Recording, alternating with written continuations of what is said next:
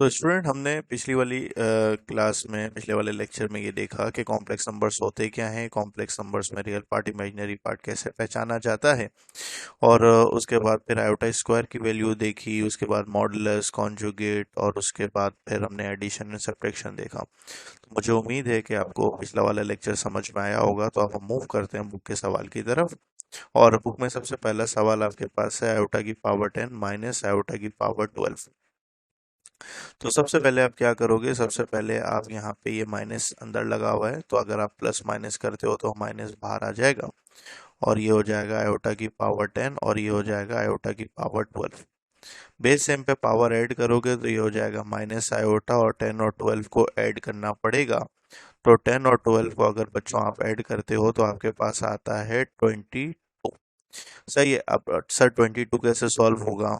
तो सर हम यहाँ पे क्या करेंगे, अब माइनस यहाँ पे आयोटा लिखेंगे, स्क्वायर लिखेंगे, और उसके ऊपर पावर लगा देंगे 11।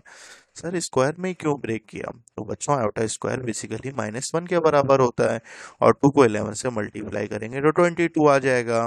तो माइनस आयोटा स्क्वायर इज -1 की पावर 11।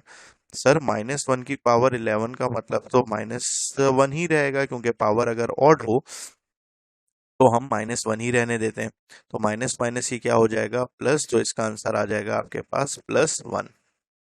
स्टूडेंट मुझे पूरी उम्मीद है आपको ये वाली बात समझ में आ गई होगी। तो अगर हम दूसरे पार्ट की तरफ इसमें मूव करें, तो ये माइनस आयोटा की पावर 16 है, माइनस आयोटा की होल पावर 16 है।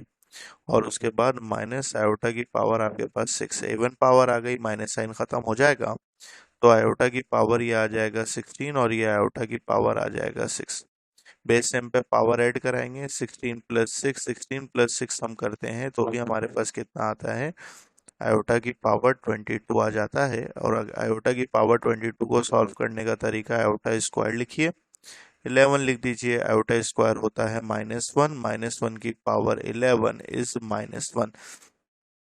ठीक है, तो मुझे पूरी उम्मीद है आपको इसका पार्ट 1 और पार्ट 2 समझ में आ गया होगा। अब देखिए एक सवाल है, आयोटा की पावर n है ना, आयोटा की पावर n है और n की वैल्यू 1 से 4 के दरमियान है। वो ये कह रहा है कि अगर ये 1 से 4 के दरमियान है तो इसकी वैल्यू 1 आयोटा -1 और माइनस आयोटा होगी। तो आइए देख लेते हैं कि इसका आंसर क्या हो सकता है।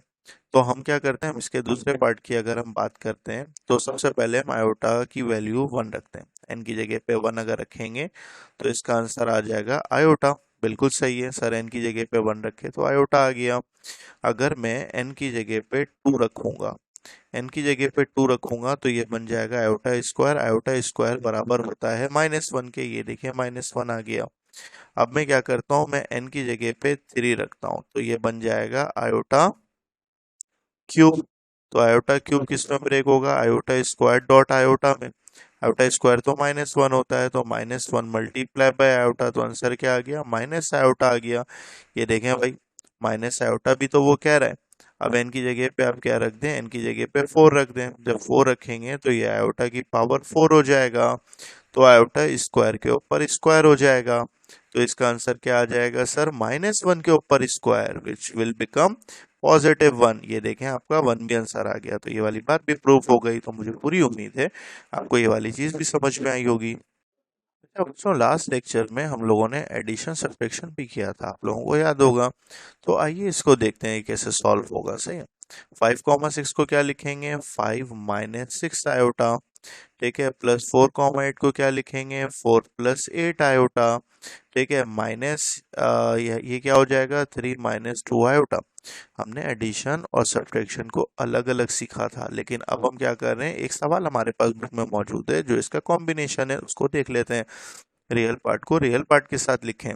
ठीक है, तो ये हो जाएगा 5 - 6 आयोटा प्लस 4 + 8 आयोटा -3 + 2 आयोटा। पहले ब्रैकेट्स ओपन कर दें, ज्यादा बेहतर है, और फिर एक साथ लिखें।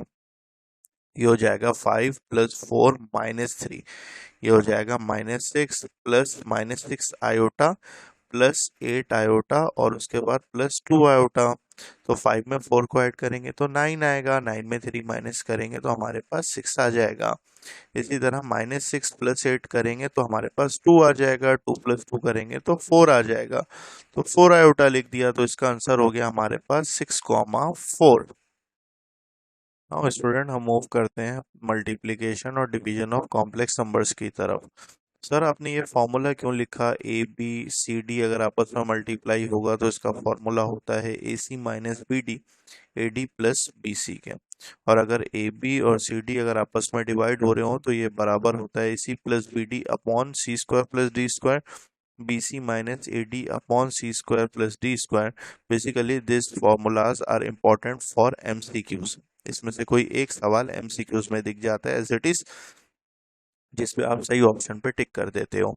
सही है, लेट से हमारे पास सवाल आया 2,3 और यहाँ पे आया 1,2। मुझे इसको क्या करना है, मल्टीप्लाई करना है। तो मैं पहले इस फॉर्मूले से मल्टीप्लाई कर देता हूँ।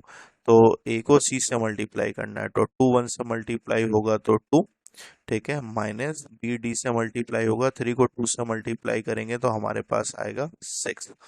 सही है, कॉमा, उसके बाद क्या होगा ए डी, ठीक है, ए को हमने, सही है, ए डी को 2 से मल्टीप्लाई करेंगे तो हमारे पास आएगा 4। और उसी के बाद बी और सी आपस में मल्टीप्लाई होगा तो 3 और 1 अगर आपस में मल्टीप्लाई होगा तो 3, तो 4 प्लस 3। तो इसका आंसर क्या आ जाएगा बच्चों, इसका आंसर आ जाएगा -4,7। ठीक है, ये दो कॉम्प्लेक्स नंबर्स आपस में मल्टीप्लाई हो गया with the help of this formula. Then अगर इसी को आपस में हमें डिवाइड करना है, सही है, तो हम क्या कर देते हैं सर, 2,3 को मैं डिवाइड करना चाह रहा हूँ, किससे डिवाइड करना चाह रहा हूँ, 1,2 से। तो सबसे आसान काम क्या है, सबसे आसान काम ये है कि सर पहले तो डिनोमिनेटर लिख दें। सही, डिनोमिनेटर लिख दें, इधर भी डिनोमिनेटर इधर भी डिनोमिनेटर। सही, सी स्क्वायर प्लस डी स्क्वायर है तो सी और डी है तो 1 का स्क्वायर 1, 2 का स्क्वायर हमारे पास होगा 4, ये भी 1 का स्क्वायर 1, 2 का स्क्वायर होगा 4, मतलब अपॉन में 5 तो आएगा आएगा। ए सी प्लस बी डी, ये रहा ए, ये रहा सी, 2 को 1 से मल्टीप्लाई करेंगे 2 प्लस ये रहा 3 बी और ये रहा डी, 3 को 2 से मल्टीप्लाई करेंगे 6। ठीक हो गया बच्चों, B C minus A D. अब ये हमारे पास है बी और ये हमारे पास है सी, तो 3 को 1 से मल्टीप्लाई करेंगे 3, और ए और डी को बीच में माइनस का निशान आएगा, ए और डी को करेंगे तो 2 को 2 से मल्टीप्लाई करेंगे तो 4। तो आपके पास बच्चों आंसर क्या आ जाएगा, आपके पास आंसर आ जाएगा 8/5 कॉमा -1/5। ठीक है, तो ये डिवीजन ऑफ कॉम्प्लेक्स नंबर हो गया with the help of this formula. तो हम अगली वीडियो में जो है वो बुक के जो मल्टीप्लिकेशन और डिवीजन के सवाल है उसको डिस्कस करेंगे। और अगर आपको कोई सवाल मुश्किल लगता है, कोई चीज़ नहीं समझ में आती, तो हम आपसे डिस्कस करें, कमेंट सेक्शन में कमेंट करें, और तो इंशाल्लाह पूरी कोशिश की जाएगी कि उस सवाल का जवाब आपको फौरन जो है वो सॉल्व करके अपलोड किया जाए। बहुत शुक्रिया, जज़ाकल्लाह, अल्लाह हाफिज़।